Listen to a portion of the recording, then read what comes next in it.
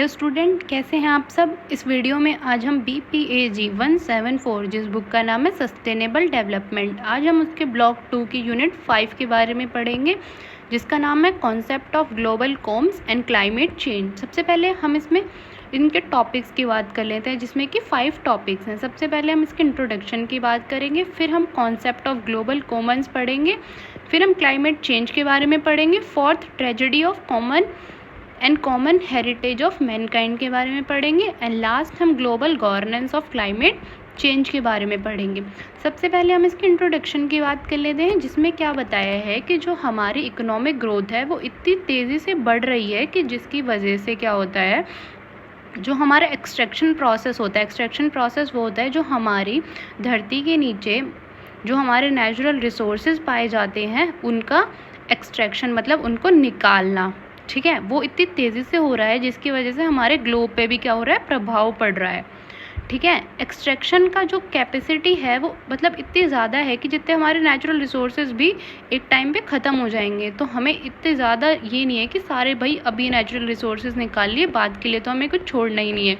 हमें ये ध्यान रखना है कि हम जो रिसोर्सेज नेचुरल रिसोर्सेज जो अब यूज़ कर रहे हैं, अब की जनरेशन, वो हमारी फ्यूचर जनरेशन भी उन रिसोर्सेज का लाभ उठा सके। ठीक है, तो हमें क्या है कि उन रिसोर्सेज को कंजर्व मतलब प्रोटेक्ट करके रखना है। ठीक है, फिर अब इसमें हम कॉन्सेप्ट ऑफ ग्लोबल कॉमन्स पढ़ेंगे।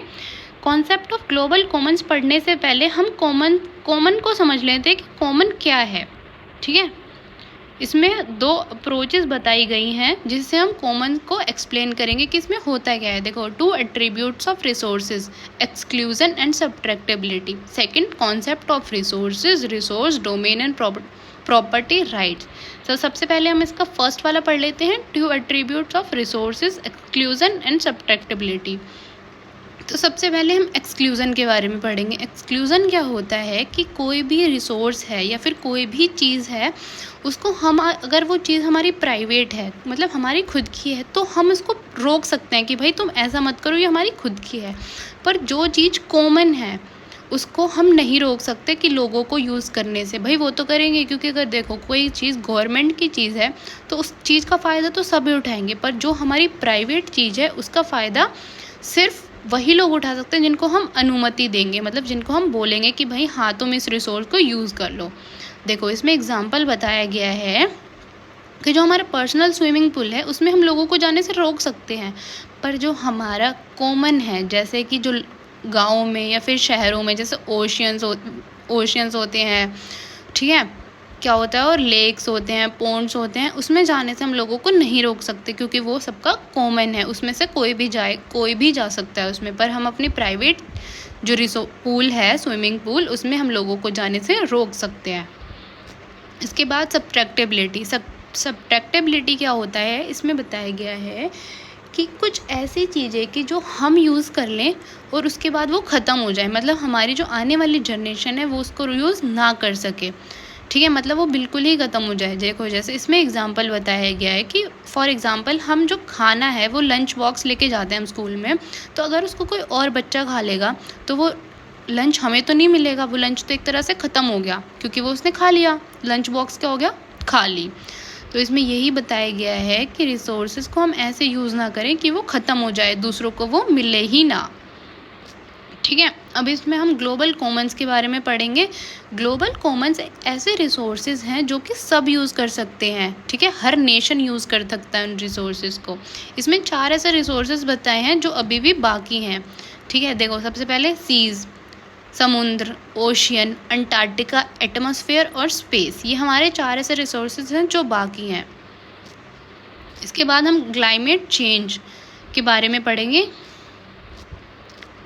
क्लाइमेट, देखो क्लाइमेट क्यों चेंज होता है, क्लाइमेट डायरेक्टली और इनडायरेक्टली ह्यूमन एक्टिविटीज़ की वजह से ही चेंज होता है, क्योंकि हम कुछ ऐसी एक्टिविटीज़ करते हैं जिस पे हमारे डायरेक्टली और इनडायरेक्टली हमारे इन्वायरमेंट पे ही प्रभाव पड़ता है। ठीक है, इसकी वजह से क्या होता है, जो ह्यूमन बींग्स है और जो जंगली जानवर हैं उनको सर्वाइवल में फिर बहुत ज़्यादा प्रॉब्लम आती है। ठीक है, इसकी वजह से क्या होता है कि सूखा पड़ जाता है, बहुत ज़्यादा गर्म हवाएं चलती है, मतलब क्या होता है कि गर्मी है उस मतलब जो गर्मी स्टार्टिंग की होती है उसमें देखो कितनी ज़्यादा गर्म हवा चलती है, और बल्कि जबकि वो नहीं चलनी चाहिए, वो जब बहुत ज़्यादा गर्मी जैसे जून जुलाई की जो गर्मी होती है वो हवा उसमें चलनी चाहिए। पर हम अपने इन्वायरमेंट पे इतना प्रभाव डालते हैं कि क्या होता है कि भाई जो चीज़ बाद में आनी चाहिए वो पहले आ जाती है और जो पहले आनी चाहिए वो बाद में आ जाती है। तो हमें ऐसा नहीं करना है, ठीक है। और जो सी का जो लेवल है वो भी राइज हो जाता है, ठीक है। तो क्लाइमेट चेंज सिर्फ हमारी ही वजह से क्या होता है, क्लाइमेट ज़्यादा चेंज होता है, इसमें यही बताया गया है, ठीक है। जिसमें क्या होता है कि जो ग्रीन हाउस गैसेस हैं वो भी हमारी बहुत जल्दी से कम हो रही हैं, ठीक है। इसके बाद हम पढ़ेंगे tragedy of Commons and common heritage of Mankind, ठीक है। ट्रेजेडी ऑफ कॉमन्स में हमें दो चीज़ें पहले समझनी पड़ेंगी। सबसे पहले देखो, uncontrolled share resources is often over exploited, मतलब जिन रिसोर्सेज पे हमारा कंट्रोल नहीं है वो क्या होता है, वो जल्दी से ख़त्म हो जाते हैं, उनको हम लॉन्ग टर्म के लिए यूज़ नहीं कर सकते, ठीक है। इसमें देखो, इसमें बताया गया है, इस प्रॉब्लम में एक हार्डन एक वो हैं जिन्होंने बताया है कि हम उन रिसोर्सेज पे क्या कर सकते हैं, रिस्ट्रिक्शंस लगा सकते हैं, ठीक है। जैसे जिन रिसोर्सेज पे हमारा कंट्रोल नहीं है वो लॉन्ग टर्म चलने की बजाय शॉर्ट टर्म में ही ख़त्म हो जाते हैं। तो हार्डन ने बताया है कि हम इन रिसोर्सेज पे क्या कर सकते हैं, रिस्ट्रिक्शंस लगा सकते हैं, या फिर हम क्या कर सकते हैं, उन रिसोर्सेज को हम प्राइवेट सेक्टर को दे दें। क्योंकि जो गवर्नमेंट सेक्टर की चीज़ें होती हैं वो तो लोग ऐसे समझते हैं कि भाई है तो है, नहीं है तो नहीं है, ये बिल्कुल अपने घर की चीज़ें समझते हैं, ठीक है। तो वो क्यों उनको देख देख के यूज़ करेंगे। अगर हम उन्हीं रिसोर्सेज को प्राइवेट सेक्टर को दे दें जिससे वो उस पर रिस्ट्रिक्शंस, रूल्स वगैरह लगाएं और फ़ाइन वगैरह लगाएं, तो लोग खुद ही ये देखेंगे कि हाँ भाई अगर हम ऐसा करेंगे तो हमें पैसे भरने पड़ेंगे अपने घर से, तो वो उन रिसोर्सेज को देख देख के यूज़ करेंगे और क्या होगा, वो रिसोर्सेज जो हैं वो लंबे समय तक चलेंगे, ठीक है। इसके बाद है कॉमन हेरिटेज ऑफ मैनकाइंड। इसमें क्या बताया गया है, the idea that natural resources belong to us not only for, इसमें बताया गया है कि जो नेचुरल रिसोर्सेज हैं वो सिर्फ हमारे लिए नहीं है, वो हमारी फ्यूचर जनरेशन के लिए भी हैं। हमें उनको ऐसे यूज़ करना है कि हम तो यूज़ कर लें अच्छी तरह, जो हमारी आने वाली जनरेशन है वो भी उन रिसोर्सेज को अच्छी तरह यूज़ कर लें।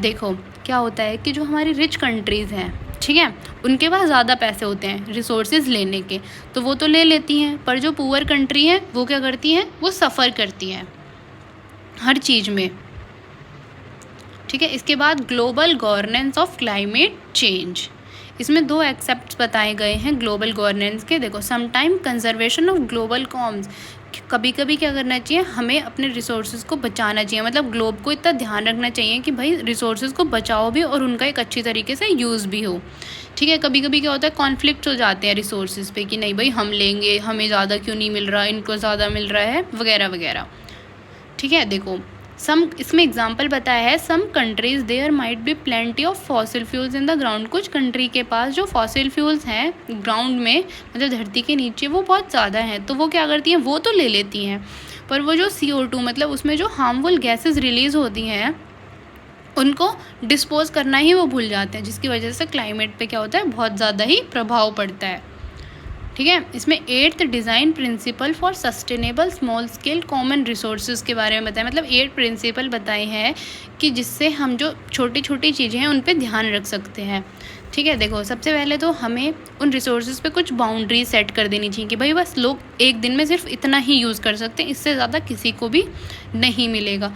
उस पर कुछ रूल्स एंड रेगुलेशंस लगा देने चाहिए कि भाई अगर कोई ऐसा करेगा तो उसको फ़ाइन देना पड़ेगा, तो लोग अपने आप से ही ध्यान रखेंगे उस चीज़ के बारे में। और ये नहीं है कि भाई हमने चलो रिसोर्सेज पे रूल्स रेगुलेशंस तो लगा दिए पर हम उस पर ध्यान नहीं दे रहे कि वो कैसे यूज़ हो रही है और कैसे नहीं, तो हमें टाइम टू टाइम उसको मॉनिटर करना है, ठीक है। फिर हम लिमिट सेट कर दें कि बस भाई इतना ही लिमिट है लोगों की यूज़ करने की। इसके बाद देखो several principle for designing such a policy, कुछ ऐसे प्रिंसिपल्स बताए हैं कि ऐसे हम एक पॉलिसी को डिज़ाइन कर सकते हैं, ठीक है। सबसे पहले तो भाई हमें जो ग्रीन हाउस गैस कम हो रही है सबसे पहले उस पर ध्यान देना है, क्योंकि वो सबके लिए बहुत बेनिफिशियल है, ठीक है। कुछ ऐसी चीज़ें होती हैं जो बहुत सेंसिटिव होती हैं, small action can have significant consequences, मतलब कुछ ऐसे एक्शंस हमें लेने चाहिए जिससे हमें बहुत ज़्यादा फ़ायदा हो और जिससे रिसोर्सेज भी बचे रहें। देखो, कुछ जो पॉलिसीज़ बनाई जाती हैं उनके कुछ अच्छे इफ़ेक्ट भी होते हैं और कुछ बुरे भी। तो हमें जो नेक्स्ट पॉलिसी बनानी है उसमें ध्यान रखना है कि भाई जो नेगेटिव है वो थोड़ा कम हो जाए, ठीक है। और हमें ऐसी पॉलिसीज़ बनानी है जो लंबे टाइम तक चले और लोगों को अच्छी तरह से मतलब समझ भी आ जाए कि भाई हाँ, ऐसे नहीं ऐसे करना है। इस यूनिट में बस इतना ही, क्योंकि इसमें हमारे जो इम्पोर्टेंट क्वेश्चंस थे वो हमने सारे कवर कर लिए, इम्पॉर्टेंट टॉपिक सॉरी। अगर आपको कोई डाउट हो तो आप मेरे से कमेंट में पूछ सकते हैं, और अगर आपको मेरे हैंडमेड नोट्स चाहिए तो आप मेरे को कमेंट में मैसेज कर सकते हैं, मैं आपको प्रोवाइड कर दूँगी। Thank you.